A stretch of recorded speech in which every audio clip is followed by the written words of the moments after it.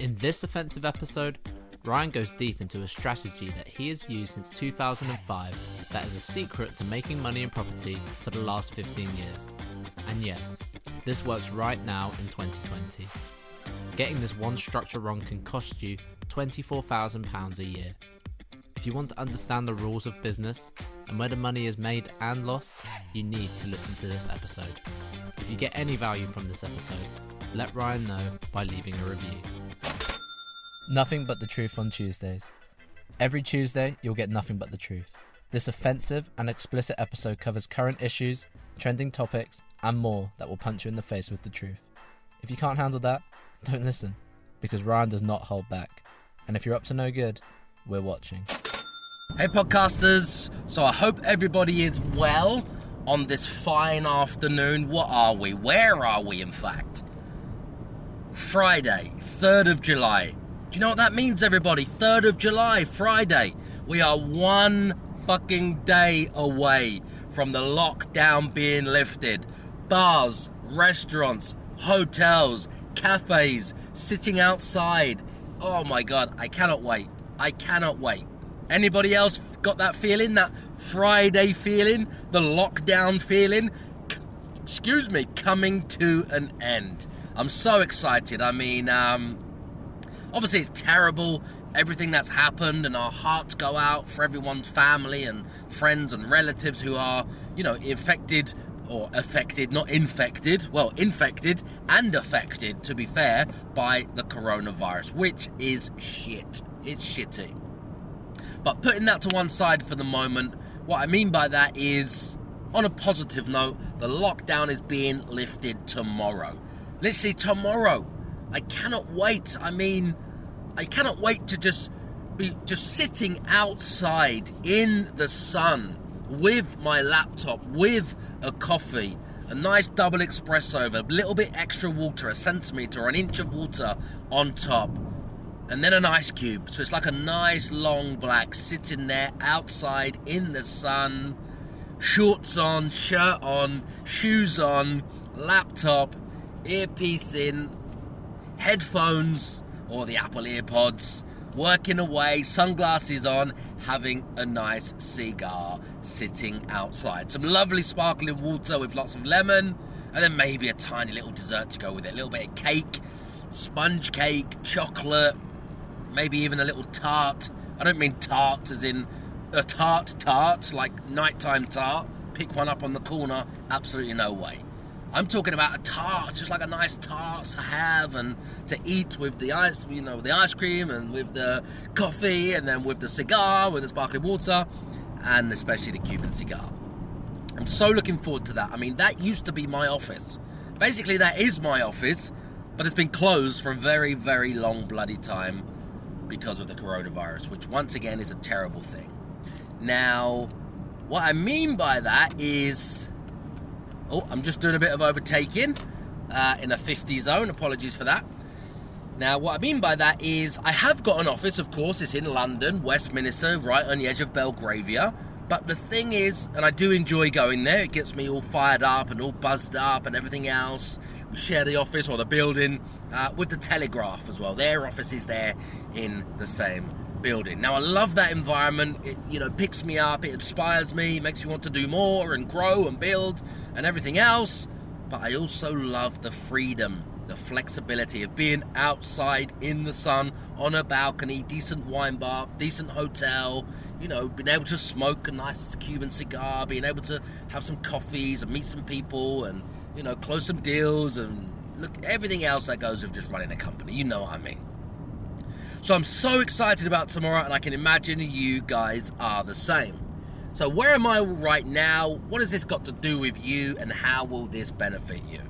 Because this podcast is all about you guys. It's not about just me. It's about giving some value, as much value as possible to you guys, help you in your business, your company, your journey, help you find the money, show you where the money is, walk you through your deals, walk you through some of my deals, show you how to make more money right now in the current climate, even in the heart of the pandemic or the coronavirus and everything else which is affected and impacting people's business and lives in some very, very, very bad and devastating ways. So, I'm just heading back from Sandbanks. If anybody doesn't know where Sandbanks is, it's basically the French Riviera in England. That's the French Riviera in England. You know, when you're in Monaco or Cannes or Saint-Tropez or something like that, and you got the Ferraris driving past with their roofs off and they're all loud. You got the G-Wagons, you got Lamborghinis everywhere. You know, you've got, it's just Rolls Royces, Bentleys, Phantoms, fucking Wraiths, fucking Porsches with the roofs off, fucking everything you can think of, which is anyone who's successful has their toys in those areas is what I'm talking about. And you can see it with their cars and everything else. So, what I'm talking about is Sandbanks is basically that in the UK. Beautiful place, sandy peninsula. We got some properties down there, actually on Sandbanks Road, as it goes into Sandbanks, okay? So we had them there for a while. So Harry Redknapp lives down there, and footballers live down there, the old, Tottenham manager, and, it used to be Millionaires Row for many years. It has to be Billionaires Row by now. There will be some or multiple billionaires down there. I can almost guarantee that. I don't know any personally, of course, but I can almost guarantee that. Okay.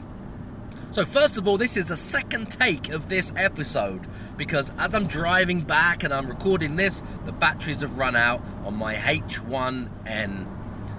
They just ran out. They just completely ran out. I'm rambling away, talking away, trying to give you some, something in real time, something real, something raw about obviously what's happening today and, how it can help you guys.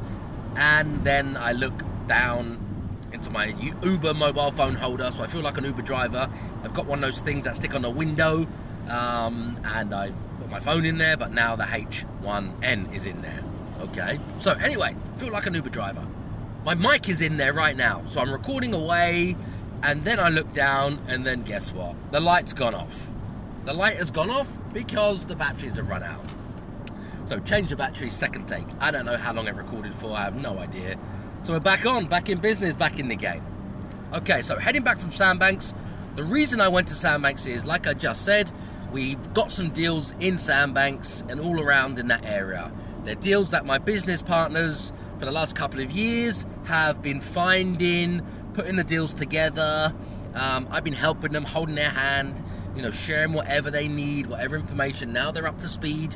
At the start, just teaching them everything, showing them everything, and helping them to obviously build the company in that part of the world, and structuring deals for them, contracts for them, and financing their deals as well. So that's been working well. Some problems, some challenges. That's business. And we managed to acquire some properties in or on Sandbanks Road. Anyway, I've been down to that neck of the woods today because one of the deals has come to an end, okay? Now, it hasn't come to an end by its natural causes, okay? It's come to an earlier, abrupt end, like a line in the sand. Now, you're probably thinking, how does a deal come to an early, abrupt end? Did we breach something? Have we done something wrong? Did we get fired? Or what happened? Why would a deal finish early? Now, there's many reasons why a deal would finish early, okay? This one particular reason relating to this particular deal that I'm sharing with you guys now, it finished early because we agreed to release them early. This is a landlord. I'm talking about a lease that we have on a property that we run as a short let.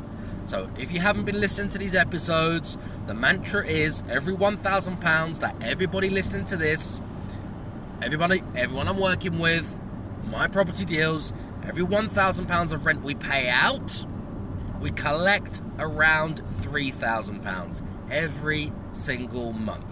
So let me say that again. Every £1,000 we pay out a month in rent to secure these properties to a local landlord, which is the market rent. We collect in the region of up to £3,000 per calendar month, okay? So this is short letting residential properties, taking them out of one market, putting them into another market, which enables us to create that massive margin, which everybody will still say, and they've been saying for the last 15 years, that's unbelievable, you can't be doing that, you must be lying, that's just not right. How can you make more money than the landlord or the person who owns the property? That's just business. We're clever, the way we structure things, and it's very simple arbitrage at the end of the day. Take something from one market, residential property, take it out of that market, pay that market rate, put it into a different market where it sells for a lot more money, which is a hotel market. So you set it up as a hotel, run it as a short-let, now you charge hotel prices. It's very simple. Even if it was £100 a night, 30 nights or so in a month, £3,000.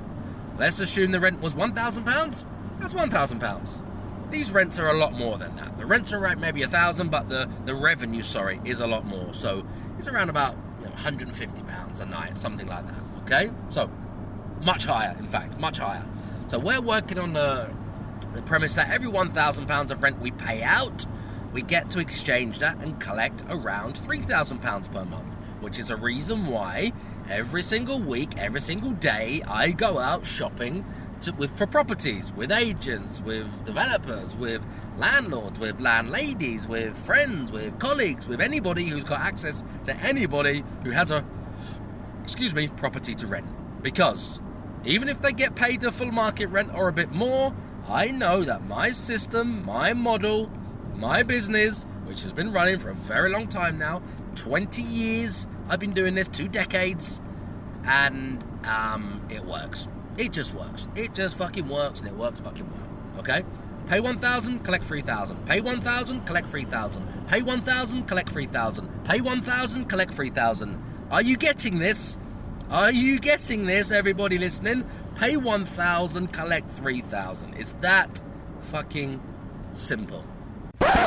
If you're already shortletting on Booking.com or Airbnb and you're not generating $8,200 for your 3 beds, $6,200 for your 2 beds, or even $4,100 for your 1 beds each month, then oh my goodness, you're losing money every single month. Now, I created an ebook to show you exactly how we hit those numbers consistently in my business, and I want to give you a free copy so I can show you exactly how you can do the same. Just go to www.theyrentanihome.com/free book and tell me where to send your copy. Does that make sense? Anyway, so Sandbanks, one particular deal came to an end early. The reason for that is, obviously my contracts are very, very, very robust. They're very fair, but they're very robust because they have to be. Because what we don't want to happen is, let's say it costs us £3,000 to set one of these properties up, and then we have bookings for, say, 18 months ahead into next year, which is very common, very popular.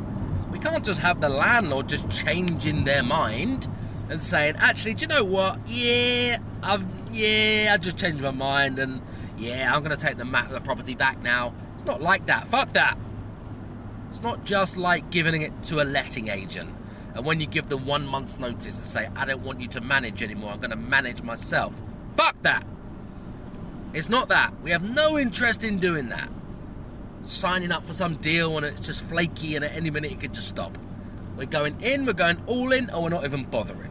1 year, 3 year, 5 years, 7 years, or we're just not even bothering. So the contract has to work. The contract has to be tight.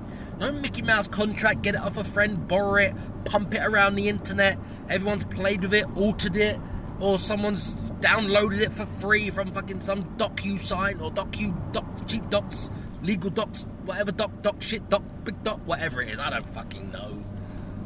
One of these $9.99 fucking contracts that you just pump around.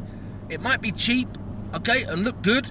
Instead of paying $500, $1,000, $2,000, right, to get one version of it, it might look fantastic for a fucking tenner, but that's all you're going to get back at the end, about a tenner, if that, because it won't hold up to anything. It won't hold up. Has it ever even been tested? Have you ever had a landlord on your contract you got for a $5 or a tenner or for fucking free, right? Or someone gave it to you and said it's amazing? Has it ever been tested? If it hasn't, you need to get that shit tested. And if you haven't had a problem to get it tested, you need to just pay for the fucking proper one knowing that when it gets tested, because it will, what I mean by that is someone will want to back out, somebody will change their mind, somebody will ask for more money, somebody will say you can't list the property on Airbnb, somebody will say, I've seen it on booking.com, it has to come off, somebody will say something which means you have to fucking stop doing what you're doing. If you're in business to make money and you put all the money in, furnished it, dressed it, styled it, paid the month's rent, paid the deposit, got bookings, got guests in there, got the listing up and running, revenue manager, everything else, and it's fucking firing on all cylinders, and you look at the calendar and you're like, boom, I got $7,000 that month, $4,000 this month, $3,000 that month, $8,000 that month. You're looking forward to a £20,000-30,000 fucking payout at the end of the fucking first year, and then the landlord just cancels it. How is that going to make you feel? Anyway, shitty, crap, fucked, a failure, bad, fucking everything fucking negative it will make you feel. So, all you need to do is sort your shit out and understand that the contract is where the fucking money is, okay? In the contract. So, Sandbanks, been there today, deal, had it for a few years. Landlord changed their mind because they signed consent to say that they have all the necessary consents, that they are allowed to use, or we're allowed to use the property as a short let. Airbnb, booking.com, 1 night stay, 1 week stay, 1 month stay, anything else but that of an AST. Not limited to an AST. Yes, we offer ASTs. Yes, we offer short let, long let, 1 night, weekend, holiday let, guest lets, hotel rooms, fucking student let, fucking corporate let, fucking sharers, fucking rooms, absolutely everything is in our contract to say whatever the fuck we want to do, whenever the fuck we want to do it, you've given us permission to fucking do it. That's it. So we get them to sign that because we don't know what we're doing from 1 month to the next. Not saying that we're all flaky like some fucking hippie from the lanes in Brighton and we've fucking got dreadlocks, fucking females with dreadlocks and skateboards, and fucking hippie fucking jeans, or not even jeans, hippie fucking tents, wearing a tent, juggling some fucking balls and fire, breathing fire at night and just smoked out and smoking weed and fucking mushrooms, all that other shit that they do. If they want to do it, that's absolutely fine. I don't really care. All I'm saying is that's not us wishy-washy, not knowing what we're doing 1 month to another. What I mean by that statement is we have to adapt 1 month to the next. Look at fucking coronavirus. Shit got real, and we would be fucked if we didn't have the right consents to do what the fuck we want with the property whenever the fuck we're up against a wall and there's a problem or a challenge and we have to get through, push through the wall. So we have to change the strategy, do something different. Maybe put somebody in on an AST. Maybe put somebody in on a holiday rental agreement. Maybe we've got to change all of our ASTs to get everyone off ASTs and get them on holiday rental agreements to fucking avoid having to go through the palaver of fucking evictions, which is terrible for everybody. Tenant, landlord, us, company. Waste of money, waste of time, and it affects everybody. Bad, very bad. So we need the right things in the contract at the right time to weather the storm, to cover the problems, to cover the challenges that we've had and the fucking challenges we haven't had, because they're in the fucking future. We haven't fucking had them yet. Does that make sense? So our contract is tight. As we go in, we know what's happening before we come out. We know what's happening at the exit. We know what's happening if this changes. We know what's happening if the landlord changes their fucking mind. We know what's happening if the landlord decides they want to fucking sell it, or they take it back, or they just sell it, or they list it for sale, or the ownership changes, or any fucking else that could happen while we're in the particular deal, which jeopardizes our position. We are covered for all of those eventualities. So guess what? Because of that clause, which you guys may not know about if you've got some shitty contract, or you're just starting out, short letting, service accommodation, you won't know these things because they haven't happened to you. This comes with knowledge and experience. It's happened to me many times, so I've adapted and fixed it and made sure that it never happens again, and my contract covers that last problem, the last challenge, and I can try and have some foresight or, thinking ahead and sort of come up with other problems that could come up in the future and then hedge against them with my contract now. So this contract, because of the particular contract, is worth its weight in gold. The landlord made an offer of a reasonable sum of money, which was around £4,000, just under £4,000, to ask for permission to be released from the contract because they didn't have the right consents that they thought they had. We've signed up for, say, a 3-year deal as a short let, where in the second year into the deal, they've had complaints from the manager or block manager or leaseholders or the fucking neighbors and other shit. And it's been bubbling and bubbling and bubbling. It's been bubbling like that. Bubbling. It's been bubbling like that. Do you remember that song? Anyway, it just came to me. So it's been bubbling in the background, right? We've tried to put the fires out as much as we can because every single month it's making money for us. Every single month it's making money for us. Every single month is making what? Money for us. So when we enter into these deals, we want nothing to stop us or to get in the way or to prevent us from fulfilling the full term of that deal. We want it for the long term. Every single deal we get, I want it for longer than we get it. I ask for 5, they say 3. I want 7, they say 2. I ask for 3, they say 2. I really want 5, we end up agreeing on fucking 2. Longer the better, longer the better, longer the better. It's a cash-making machine. When you know the numbers from the start, you're going to make this much a month, every single month, for this many years. Why would you why would you sell it short by not going as long as you possibly can? Anyway, longer the better. I want longer the better. So, they offered a figure.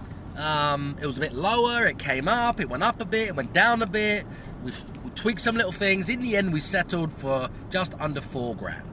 So I've just been there today, Sandbanks, to go and meet a representative actually for the owner. The owner lives overseas in another country, and entered into a particular document, which is a deed of surrender, which means that obviously everyone's put back to their neutral position. We leave, surrender the property, surrender the tenancy, surrender the contract, surrender any hold or rights or access we have over the property, and the landlord, landlady, company gets the property back. So we settled for a figure which was just under £4,000. So yes, I'm £4,000 better off now, which is actually, between me and my business partners, it's their particular deal. But I went along to this one because it's, multitude of reasons, and it's a sensitive, delicate matter. Anyway, if we didn't, everyone's happy now. Everybody's happy, I should just say. We've terminated it early, or released them early. We got paid out a lump sum. They get the property back. They don't have any problems now from the management agency or other people in the building or their mortgage company, etc., because they didn't actually look, or they didn't actually check, or they just assumed that they were allowed to run it as a short let. It's not our job or our responsibility to go onto the look through their lease, fucking 100 pages, and see if they have got the consent. We ask them the question, are you allowed to do this? They say yes. We say, okay, great, let's go ahead. Short letting, you know what it is, you're happy with that, booking.com, etc., short-term guests, yep. So you have got a consent that you don't have to have just a tenant on an AST. Yes, it's absolutely fine. Maybe they're just seduced by the higher figure that we pay and they don't really care, or maybe they're just a bit naive, or maybe they're not sure, or maybe they, like I just said, maybe they just don't care, or maybe they don't know. I don't know what it is. Or maybe they're lazy. Maybe they're just fucking lazy. Or they just see the pound signs, where it's more money, more rent, less hassle, no fees, no voids, and they want that. Maybe that's what it is. Or maybe they know they haven't got it and they're just gambling. I don't know. Anyway, I don't give a fuck. Makes no difference to us. We ask them the question, have you got a consent? We then send a legal document that says they're telling us they have got consent. So if this happens, where somebody in the building complains and it gets to this point where they have to make a decision because obviously they need to fulfill the contract, or we would need to be compensated if we have to break it early. It's very simple. So we received around about $4,000, just under $4,000 today for this particular deal. My question to you guys is, what contract are you using? Do you have any faith in the contract you're using? Do you even know what the fuck you're doing with the contract that you're using? Do you even know if it works? Do you even know if you have these clauses in there? Do you even know? Has it even been tested? Will it stand up in court? Will you receive 4, 5, 6, 7, 8, 9, 10? I've received 10 grand before, or just under 10 actually, about 9. Thinking about it, to be precise, I'm exaggerating a bit there. I'm getting all excited and telling, saying it's more money than it was.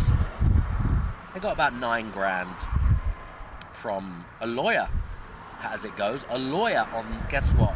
The exact same contract. Different deal, exact same contract. Same terms, same clauses. Where they had the consent. They fucking bought the property with the consent. Then they rented it to me. They bought it as a holiday rental with consent. Fucking 10 years later, shit has got real. Shit has changed in their lease. The lease has been changed, the head lease. I've had this before. I had a fucking building. I bought the top multiple floors, the top floors of a building in Liverpool. Around about, 2005, 2006, somewhere back then. Fucking miles away now that was. And it was in a building, a very famous landmark building called Unity. Anybody who wants to have a look at that, just type in the Unity Building, Liverpool. It's in the business district. It's fucking massive. It's fucking huge. It's fucking expensive. We bought the top, 6, 7, 8 floors. I can't recall now. It was a long time ago. But we bought shitloads of them. Duplexes. Was there any triplexes? No, it wasn't any triplexes. And then a massive penthouse on top. The penthouse now, I'm sure it's like a couple of million quid or something. It's unbelievable now. Unbelievable. I'm talking back in 2005, 2006. Footballers were there. Footballers were renting them. Footballers were leasing them. We run them as service accommodation. And then we had some massive problems because footballers and everything else, because of how expensive they were and how nice they were, and like the biggest flagship building built in Liverpool at the time. You get a fucking street of houses for like 50 quid. And then these were 335 grand each back then. People were like, you can buy the whole fucking road. What the hell would you buy a flat? You could buy the fucking road. Anyway, they're now worth like £1 million or something now. So, boom. That's how property is. Anyway, I've nearly lost my trail of thought. So the lease, going back to the lease. So this is where we had the first experience of the fucking lease changing. Because they built the fucking building. Crazy people just invested in the building. Me, my company, some of my partners as well. And we bought fucking entire fucking floors of them to run them as service accommodation back then, 05, 06, 07, 08, if I can recall. And because of all the mad parties that the guests had, because of how much they were paying in this brand new building, because of all of that and all the shenanigans and what goes on with footballers and things like that, kind of like, I don't know what they do. They called it that bloody... I'm not even going to say the word. There's nothing to do with me. Everybody knows the word. It's nothing to do with me. I never said this. I'm just saying what other people have said and what newspapers have said. They used to do this thing, or this thing was called roasting or spit roast. I don't know. It's fucking derogatory. It's nothing to do with me. I didn't say it. I just repeated it. Other people said it, and this is what was all in the papers a long time ago, okay? So that's the type of stuff that used to go on there. And then it was like swap in and everything. I was never there. Don't get me wrong. I was never there. And then it was like swap in and this and that with the footballers. And they booked the whole floor. And then there's girls coming in. I don't know what the girls were doing. I wasn't there. Nothing to do with me. I just owned part of the building. So then there was girls going upstairs, downstairs, in here all night, all day long. And whatever they did, drugs and everything else. I don't fucking know and I don't really care. I was just interested in the money. Anyway. Make sure you've subscribed, because tomorrow you'll get Show Me the Money on Wednesday. If you have a deal right now and you don't know the best way to structure it, if you post a deal in the community group on Facebook called Property Crash Course, Ryan will help you unlock hidden profits and save you from locking yourself into a loss on those bad deals that every property sourcer wants you to buy. Because of all the shenanigans, the people fucked it up. They changed the head lease. They changed the lease and put restrictions and covenants in there. I think they just made a mistake at the start because the people that lived there just complained. And in the end, they said no short lets could be done on these particular floors. Like this floor, this floor, this floor, this floor, this floor, the expensive floors. It could only be done on certain floors in the building. So the short letting on the levels that we had was finished. It was finished. So I digressed there a bit, but what I mean is, not too long ago, the same contract I use, somebody had consent from the start. They knew they had consent. They bought the penthouse with consent. And then years later, committees, groups got together, committees formed, they complained, they got leases changed, upgraded, etc., and put covenants in there, put restrictions in there for short lets, holiday lets on certain floors again. So what happened? They said to us, you need to leave. We said, obviously, we're not leaving. We've got however many months or years left on this contract. It's the fucking penthouse. It's worth fucking 700, 800, 900 grand. We're not just giving it up, walking away. Happy to go to court if we have to. In the end, we settled for about 9 grand to walk away. So this isn't the first time this has happened, guys. This is not the first time. It won't be the last time. You need to get your shit together and make sure your contracts are on point. Don't just get some Mickey Mouse one off the internet or borrow it off of somebody or some so-called guru that fucking heard about this tactic, or maybe he tried it once, short letting, too hard, too difficult for him, so he decided to sell the how-to other people instead of actually fucking doing the work. So he won't know shit about how this contract works. He won't know nothing because he's never really been in the trenches doing these fucking deals. Anyway, make sure your paperwork's together. This is where you can make a lot of money or lose a lot of money. Who wants to put all the work in, all the hard work, and then somebody just comes along because something beyond your control has happened, and then the landlord just says, that's it, I'm giving you notice, you've got to go. Think about it. He's a #1 Amazon bestseller. He's an NLP manipulator. He's a property course seller.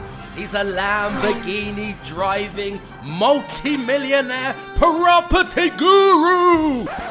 Forget that same old boring I am me narcissistic podcast format, because nobody gives a fuck. This podcast is all about you. So I'm taking these few seconds to thank you for subscribing, to thank you for leaving your 5-star reviews, and thank you for sharing this show with all of your friends.